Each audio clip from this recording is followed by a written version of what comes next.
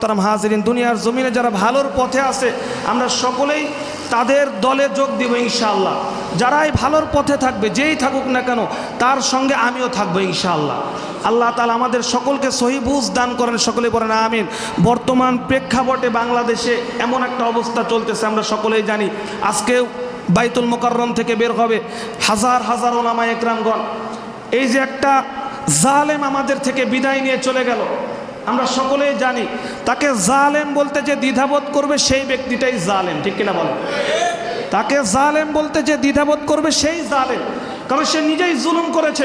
অথচ সেই মুনাফিক ব্যক্তিটাই নামাজের মধ্যে বলে আল্লাহুম্মা ইন্নী যালামতু নাফসি, আল্লাহ আমি নিজের প্রতি জুলুম করেছি। আসলেই সে জুলুম করেছে, ঠিক কিনা বলেন? আসলেই সে জুলুম করেছে।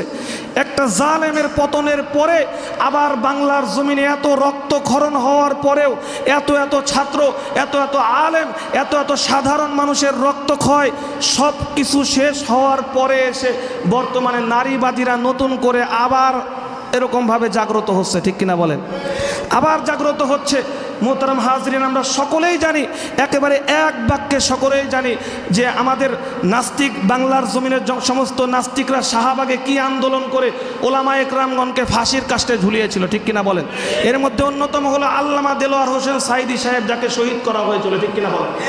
এই নারীবাদীদের কারণে, কাদের কারণে? এই সমস্ত নারীবাদীদের কারণে এরা আবার নতুন করে আবার সংস্কার নিয়ে আসছে, আবার বলতেছে যে নারী পুরুষ সমান অধিকার। আচ্ছা, আপনাদের কাছে প্রশ্ন, আল্লাহ তাআলা ইসলাম ধর্ম দিয়েছেন, আল্লাহ কি নারীদের প্রতি বেইনসাফি করেছে? কথা বলেন না, বেইনসাফি করেছে? আল্লাহ বেইনসাফি করেন নাই। কিন্তু এরা বলতেছে যে নারী পুরুষ সমান অধিকার। শুধু তাই না, যতগুলো সংস্কার তারা চেয়েছেন প্রত্যেকটা সংস্কারের মধ্যে কুফর লিপ্ত রয়েছে। নাউজুবিল্লাহ বলেন। এটা ভারতের কথাই চলতেছে, এটা ভারতের কথায়, ভারতের প্রেসক্রিপশনে চলতেছে এটা। এ থেকে আমাদের বের হয়ে আসা লাগবে মোহতারাম হাজরিন। আর মাথার উপরে কাঁঠাল ভেঙে খাওয়ার সময় নাই, আর মাথার উপরে কাঁঠাল ভেঙে খাওয়ার সময় নাই।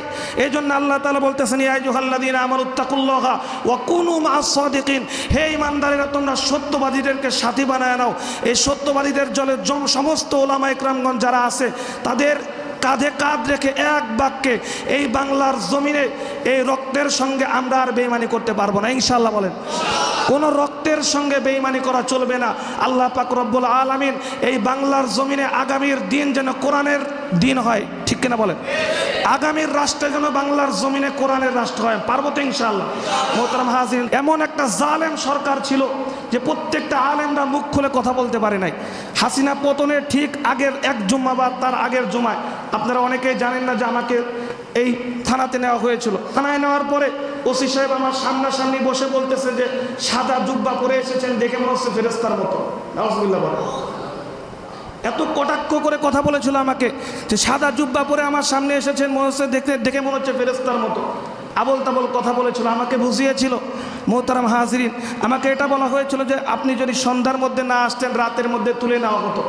মোহতারাম হাজরিন, এখনো পর্যন্ত তারা, যেই মানুষটা আমাকে নিয়ে গেছিল এখনো সে থানায় রয়েছে। আসলে তাহলে পরিবর্তন কোথায়? কথা বলেন না, পরিবর্তন কোথায়? জালেমগুলো জালেমের জায়গাতেই রয়েছে, পরিবর্তন নাই। এরকম আমি সাধারণ একটা ইমাম, বাংলার জমিনে যারা ভাইরাল মুখ, যাদেরকে অধিকাংশ মানুষ গুনাহ চেনে, যারা বড় বড় ওলামায়ে কেরামগণ ময়দানে কথা বলেন, এদের অধিকাংশই জুলুমের শিকার, ঠিক কিনা বলেন? অধিকাংশ মানুষগুলো জুলুমের শিকার। বাংলার অন্যতম নক্ষত্র আল্লামা দেলোয়ার হোসেন সাইদি সাহেব, সমস্ত ঘরানার আলেম তাকে ভালোবাসেন, সমস্ত মানুষ তাকে ভালোবাসেন। আপনি তার তাফসির শুনলে চোখে পানি ধরে রাখতে পারবেন না। এমন একজন মানুষের জানাজার নামাজটাও ঠিক মতো পড়াতে দেয় নাই, ঠিক কিনা বলেন? আল্লাহ পাক রব্বুল আলামিন এদেরকে হেদায়েত দান করুক, না হলে এদেরকে ধ্বংস করে দিয়ে বাংলার জমিনে আল্লাহ তাআলা যেন ইসলামের বিজয় দান করেন, সকলে বলেন আমিন। আল্লাহ